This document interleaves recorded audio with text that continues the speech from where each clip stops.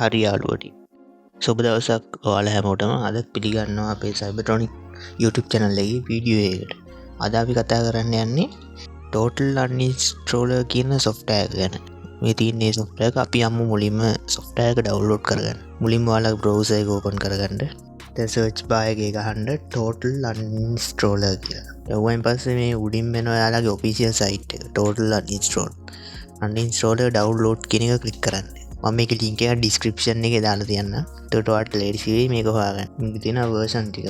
ඉතරකට ආව version ඔක්කොම ටික මෙතන තියෙනවා. අපි යන්න ඕනේ මෙන්න මේ download professional කියන එක තමයි download කරගන්න ඕනේ. හරි ඔයාලට පේනවා ඒක download වෙනවා. හරි ඒක download වෙලා ඉවරයි.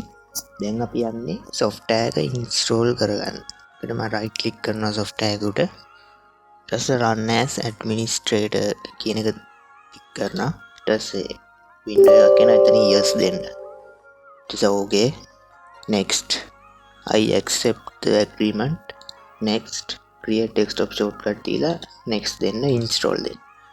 launch total uninstall කියන එක tick එකක් දාලා finish දෙන්න. ඊට පස්සේ ටික වෙලාවකින් අපේ total uninstaller එක launch වෙනවා. ඔයාලට පේනවද මේ software එකේ මාරම details ගොඩක් තියෙනවා බලාගන්න අපිට.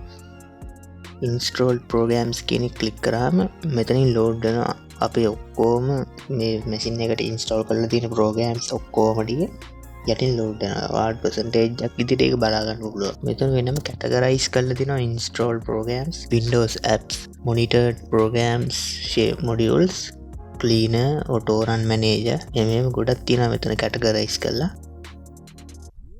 හරි. load වෙලා ඉවරුණාට පස්සේ මෙතන තියෙන අපි install කරපු ඔක්කොම softwares ටික. ඔයාලට මොකක් හරි එකක් delete කරගන්න ඕනේ කියමු, uninstall කරගන්න ඕනේ කියමු software එක. එතකොට කරන්න තියෙන්නේ අවශ්‍ය කරන software එකට click කරා. ඊට පස්සේ click කරාම මේක load වෙනවා. load වෙන්න කලින් මෙතන uninstall කියන icon එක hide වෙලා වගේ තමයි තියෙන්නේ. ඔන්න load වෙලා ඉවරුනාට පස්සේ uninstall කියන එක highlight වෙනවා. ඒ කියන්නේ දැන් අපිට software එක uninstall කරගන්න පුළුවන්. ඒකට මම uninstall කියන එකට click කරනවා එකපාරක්. ඊට පස්සේ මෙතනින් එනවා launch analyze program කියන. launch දෙන්න.